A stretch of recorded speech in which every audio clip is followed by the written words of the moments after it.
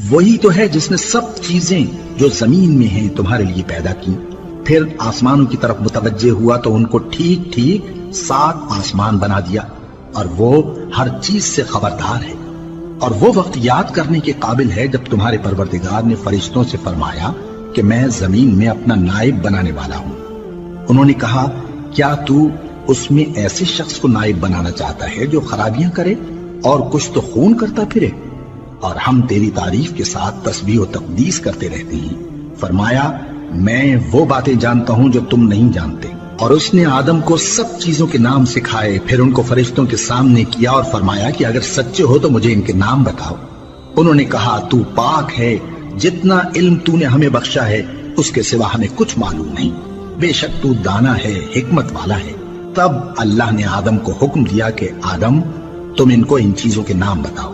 سو جب انہوں نے ان کو ان کے نام بتائے تو فرشتوں سے فرمایا، کیا میں نے تم سے نہیں کہا تھا کہ میں آسمانوں اور زمین کی سب پوشیدہ باتیں جانتا ہوں، اور جو تم ظاہر کرتے ہو اور جو پوشیدہ کرتے ہو سب مجھ کو معلوم ہے۔ اور جب ہم نے فرشتوں کو حکم دیا کہ آدم کے آگے سجدہ کرو تو وہ سب سجدے میں گر پڑے، مگر شیطان نے انکار کیا اور غرور میں آ کر کافر بن گیا۔ اور ہم نے کہا کہ اے آدم، تم اور تمہاری بیوی بہشت میں رہو اور جہاں سے چاہو بے روک ٹوک کھاؤ پیو، لیکن اس درخت کے پاس نہ جانا، نہیں تو ظالموں میں ہو جاؤ گے۔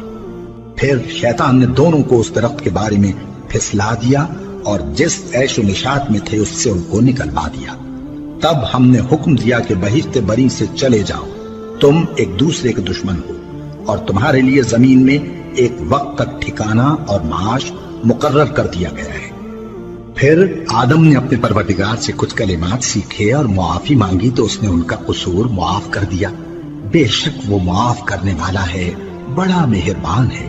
ہم نے فرمایا کہ تم سب یہاں سے اتر جاؤ، جب تمہارے پاس میری طرف سے ہدایت پہنچے تو اس کی پیروی کرنا، کہ جنہوں نے میری ہدایت کی پیروی کی ان کو نہ کچھ خوف ہوگا اور نہ وہ غمناک ہوں گے، اور جنہوں نے اس کو قبول نہ کیا اور ہماری آیتوں کو جھٹلایا وہ دوزخ میں جانے والے ہیں اور وہ ہمیشہ اس میں رہیں گے۔ اے آل یعقوب، میرے وہ احسان یاد کرو جو میں نے تم پر کیے تھے، اور اس اقرار کو پورا کرو جو تم نے مجھ سے کیا تھا۔ میں اس اقرار کو پورا کروں گا جو میں نے تم سے کیا تھا، اور مجھی سے ڈرتے رہو۔ اور جو کتاب میں نے اپنے رسول محمد صلی اللہ علیہ وآلہ وسلم پر نازل کی ہے، جو تمہاری کتاب یعنی تورات کو سچا کہتی ہے، اس پر ایمان لاؤ اور اس سے منکر اول نہ بنو، اور میری آیتوں میں تحریف کر کے ان کے بدلے تھوڑی سی قیمت یعنی دنیاوی منفعت نہ حاصل کرو، اور مجھی سے خوف رکھو، اور حق کو باطل کے ساتھ نہ ملاؤ، اور سچی بات کو جان بوجھ کر نہ چھپاؤ، اور نماز پڑھا کرو اور زکوٰۃ دیا کرو، اور اللہ کے آگے جھکنے والوں کے ساتھ جھکا کرو۔ یہ کیا عقل کی بات ہے کہ تم لوگوں کو نیکی کرنے کو کہتے ہو اور اپنے تئیں فراموش کیے دیتے ہو، حالانکہ تم اللہ کی کتاب بھی پڑھتے ہو؟ کیا تم سمجھتے نہیں؟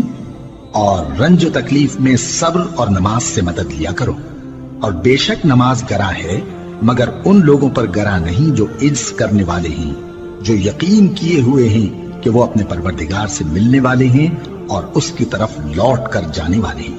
اے یعقوب کی اولاد، میرے وہ احسان یاد کرو جو میں نے تم پر کیے تھے، اور یہ کہ میں نے تم کو جہان کے لوگوں پر فضیلت بخشی تھی،